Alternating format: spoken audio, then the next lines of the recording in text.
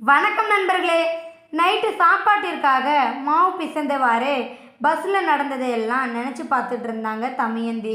திருமணமான 2 வருஷத்தில் தன்னோட காதல் கணவனை விபத்தில் பறிகொடுத்து விட்டு தனது 3 வயசு மகளுடன் வாழ்ந்து வந்தாள் தமயந்தி.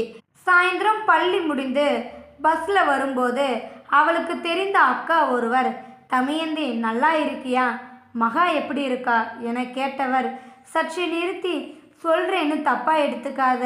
கல்யாணம் வேண்டாம்னு சொல்கிறியாமே. பிறந்தது பையனாக இருந்தால் கூட பரவாயில்ல. ஆனால் பொம்பளை புள்ள வச்சிருக்க. நாளை பின்ன தப்பாக ஒரு சொல் வந்துட்டா அந்த புள்ளை எதிர்காலமே பாழாயிடும்" அப்படின்னு விசாரிப்பது போல ஆரம்பித்து சொல்ல வந்ததை சொல்லிவிட்டு கிளம்பிவிட்டார்.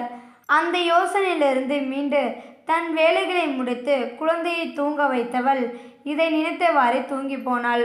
மறுநாள் பள்ளியில் தன் தோழி மதுவிடம் நடந்ததை கூறினாள். அவளோ, "விலை கொடுத்தால்தான் அறிவுரை சொல்லலாம் என ஒரு சட்டம் வந்தால் இவர்கள் வாயவே திறக்க மாட்டார்கள். எனவே அதெல்லாம் மனசில் போட்டு குழப்பிக்காத" அப்படின்னு சொல்லிவிட்டு நகர்ந்தாள். உறவினர் வீட்டு விசேஷத்திலும் தமயந்தியை பார்த்த ஒரு அம்மா இவளிடம் வந்து, "அம்மாடி, ஒத்த பிள்ளைய வச்சிருக்க. நாளை பின்ன அவள் வயசுக்கு வந்த பிறகு நல்லது கெட்டது செய்யும்போது சபை நிறைஞ்சிருந்தாதானே நல்லா இருக்கும். பிள்ளைய பெற்றுட்டு அவளுக்கு ஒரு நல்லது நடக்கும்போது 4வது ஆள் மாதிரி எட்டி நின்று பார்க்குறது நல்லாவா இருக்கும்? நடந்தது நடந்து போச்சு. இனி நடக்கிறதாவது நல்லபடியாக நடக்கணும்ல.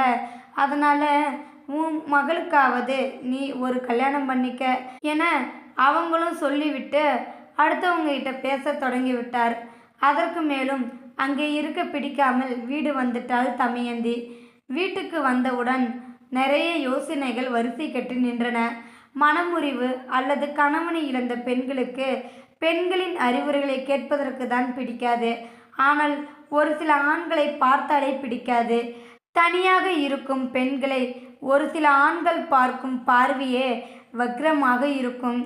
இவர்கள் பேசுவதை பார்ப்பதையெல்லாம் நினைத்து வருத்தப்படத் தொடங்கினால் அதற்கு நம் ஆயுள் பத்தாது.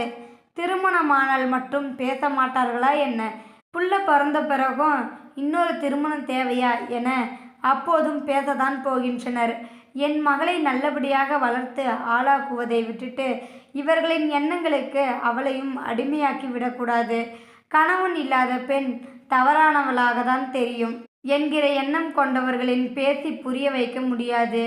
அதற்கான அவசியமும் எனக்கு கிடையாது என தீர்க்கமாய் முடிவெடுத்தவள் தனக்கும் தன் மகளுக்குமான அழகிய உலகத்தில் உலாவரும் ஆயத்தமானாள். அவளையும் வாழ விடுங்கள்.